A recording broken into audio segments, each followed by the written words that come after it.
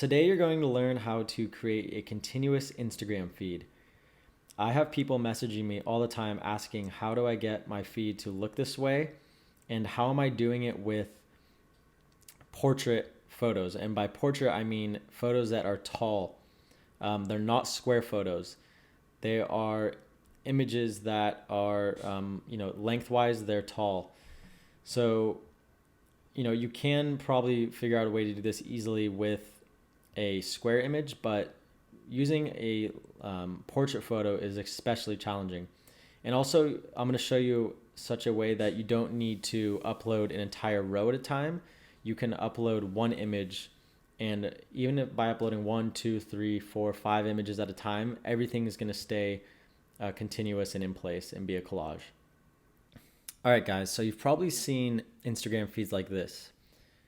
And don't get me wrong, they look really cool. They're very creative, but there's a problem with them. The issue with a feed like this is that they have to upload 3 images at a time, or essentially they have to upload a row every single time for all of the images to be lined up. If they were to upload a single image, everything would be thrown out of place and their grid wouldn't look like this. The second problem with these is that they are square images, and that's cool, but in this tutorial, I'm going to show you how to use portrait images. And the reason you always want to use portrait images on your Instagram is because they take up more of the screen space when people are scrolling through their feed. And, studies have shown that they get more likes, more engagement, whatnot. So, and you just get to use a bigger image, which is always better. So this tutorial is going to show you how to use portrait images, and it's going to show you how you can upload one image at a time and still have your feed continuous. So this is going to require an understanding of Photoshop. If you don't know how to use Photoshop, then this tutorial is not for you. So please familiarize yourself with Photoshop. What you're seeing here is a template that I made, and this took me a long time to figure out all of the math and how to get everything lined up correctly. So you'll need this template before you can continue. And to get the template, follow the instructions in the description, but basically subscribe to my channel, like this video, and leave a comment in the comment sections with your email address, and I will email you this template within 24 hours. If you kind of understand what's going on here, you can create your own template, but like I said, it took me a long time to figure out how to do this. So what you want to do is just come to your template and then start importing images. So I'm going to go to my Finder. I've already made a folder with all my images. I'm going to drag them in. Once it loads, I'm going to hold Shift and drag from a corner to scale it up evenly. And then I'm going to roughly outline this over one of these little grid areas. And what these red rectangles over here represent is an image. So this outline that I'm tracing now is one single Instagram image. This area is the overlay between 2 images. This again is another Instagram image. This is the overlay. This is the overlay, this is an Instagram image, etc. So once you import an image, you can edit it and muck around with it. So I'm going to click enter to lock it in. I'm going to go over to the pen tool, the pen tool down here, or you can push P to access it. And then I'm just going to trace an outline of what I want the image basically to be. You'll get an understanding. So I'm going to very quickly do this. I'm not doing this to look good. I'm just doing this very rudimentary in the interest of time. Once I've completed a circuit, I can go make sure this image is selected and click the mask tool twice, and you can see that the outline on the exterior of it was removed. I'm going to go back to my Finder, grab the next image, and just drag it back in. Hold Shift to scale it up. And maybe I want this image to go here in my grid. So I'm going to scale it up a little bit more. And again, I'm going to use the pen tool very quickly and outline it. So I'm going to click enter to lock it in place, click P to get pen. Then I'm just going to trace around the image. And I'm always following hard lines. You want to use images that have hard lines like this crosswalk down here in the image. This is a great image to use because it has these very strong lines that are appealing to the eye, and it helps you trace things. So once I go through and trace it, I'm going to go back over here and click the mask tool twice, and you can see it removed everything on the outside. I'm going to do that again for all of the images on my feed.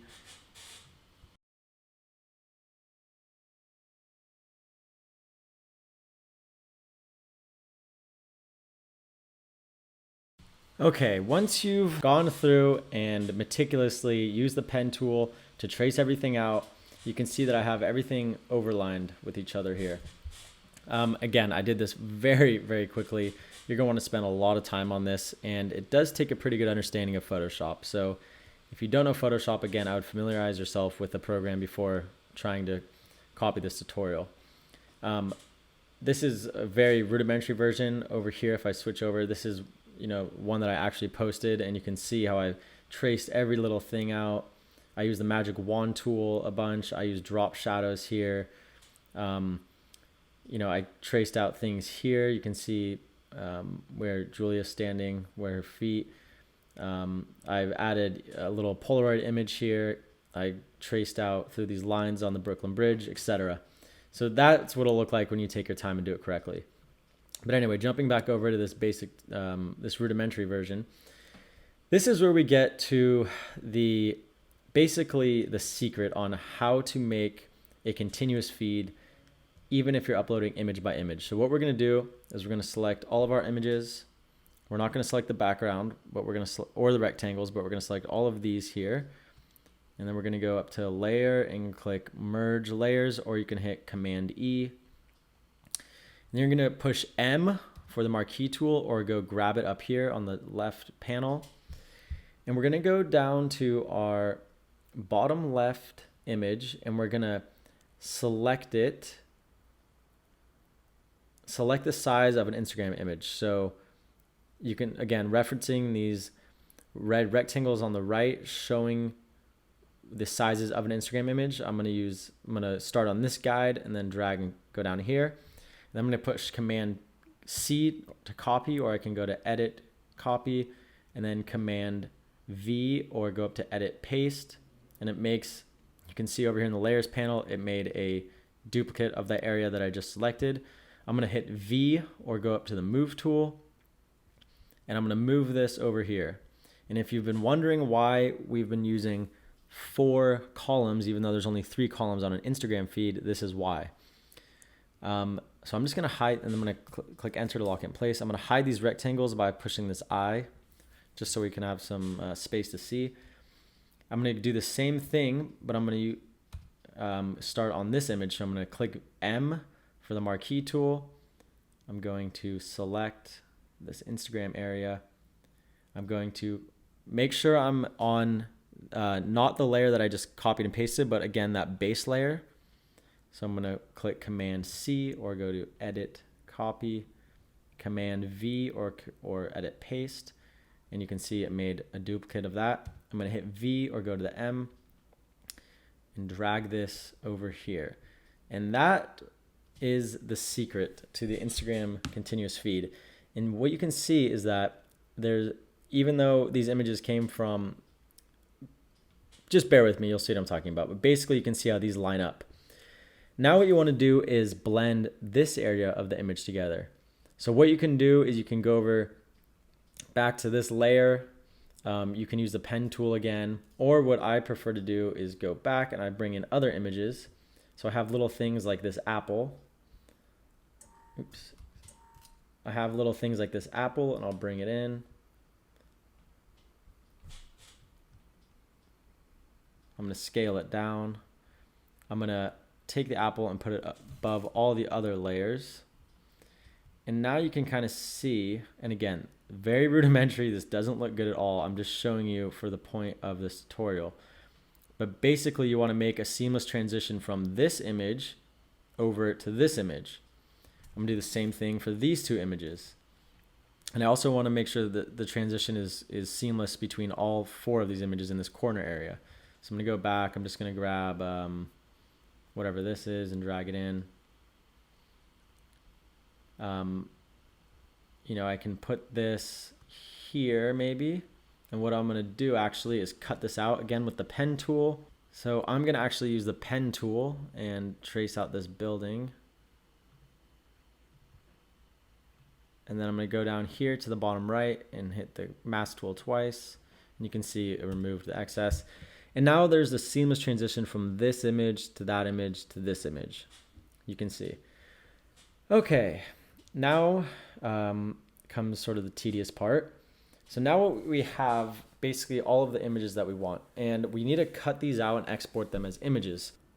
All right, guys, we're about halfway there. I know this is long and tedious. No one said it would be easy, but if you want the continuous Instagram feed, it does take a while and it does take practice, and that's why you hardly see anyone with it, because it is so intricate and time consuming. But here we go. Now we just need to export.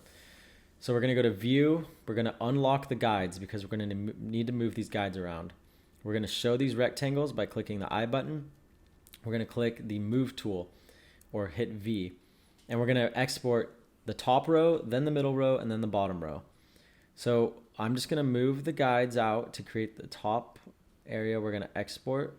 And the only guides you really want to keep in this top row are this top one that is in line with the top of this red rectangle, the bottom one that's in line with this bottom rectangle. I'm going to hide the rectangles because we don't want to export them. I'm going to click C or hit the slice tool, and then at the top here, click slice from guides. So what this just did was create each of these as their own separate image when you export them. So File, Export, Save for Web Legacy.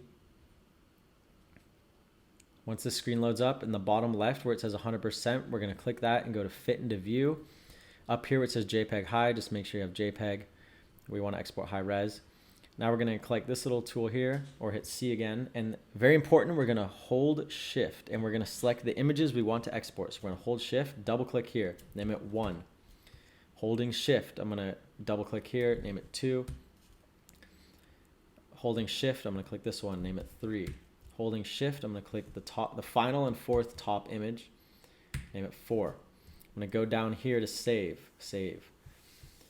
I'm going to click the desktop and then click New Folder and call it Top Row. Create the folder, and where it says Selected Slices down here, you don't want all slices, you don't want all user, you want those selected ones. You want those 4 we just selected. Click Save. Now if we shoot over to our desktop and we go to our top row folder, we have another folder in it called Images, and there we go. These are the 4 images we just exported. Now we're going to repeat those steps for the middle row. So I'm going to jump back into Photoshop, and we're going to push Command Option Z, or you can go step backwards from the edit menu. And we're going to put all of those grids back in place. So just hit it 5 times, click the Move tool, get the rectangles up again so you can see them. And now we're just going to do the middle row and in line with the bottom of the second rectangle. So now we're exporting this row. Same steps. We're going to hide the rectangles. Click C for slice tool. Slice from guides at the top. File, Export, Save for Web Legacy. And this time we are going to do the same thing again. Fit to View, JPEG High, Slice tool. Now, we don't want to export this image here because we've already exported it up here. Does that make sense? We've already exported the one of me standing on the sidewalk, so we don't want it down here. So I'm just going to hold Shift and select this one instead. Name it 5. Holding Shift, click on this one, name it 6. Holding Shift, click this one, name it 7. Click OK. Click Save. I'm going to save it on my desktop again in a new folder called Middle Row. Make sure you have slices just as selected slices. Save. Repeat the same steps for the bottom row. Now I'm just going to move this guide and this guide and this guide. Hide the rectangles. We're going to export the bottom row, just these 2 images. Click C. Slice from guides, File, Export, Save for Web Legacy, and then same steps, Fit to View, JPEG High, this tool up here, just under the hand. And just like I didn't want to export this one, I don't want to export this one because we already have it up here. So I'm going to click Shift, double click this one, call it 8.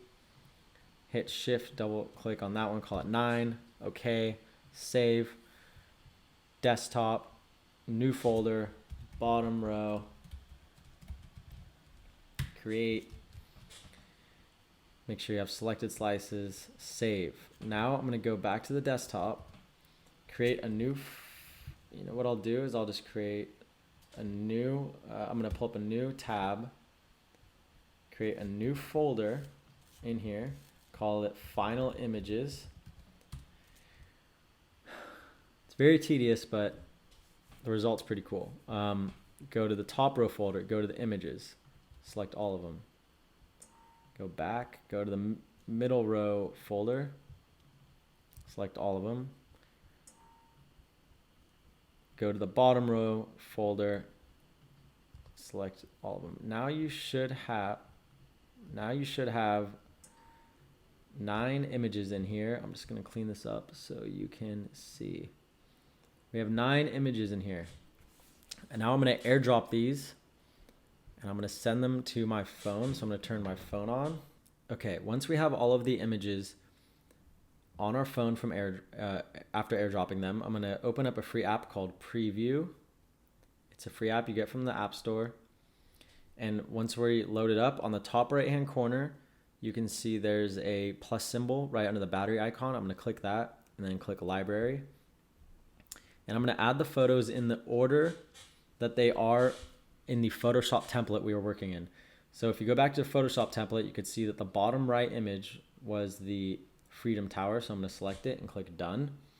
I'm going to go back to the plus symbol, add the next image, which was the stock market image. Click Done. And you can already see that the images are lining up. So this is the same order that you would upload them to your Instagram. Click plus again, Library. The next image was the Empire State Building with the apple.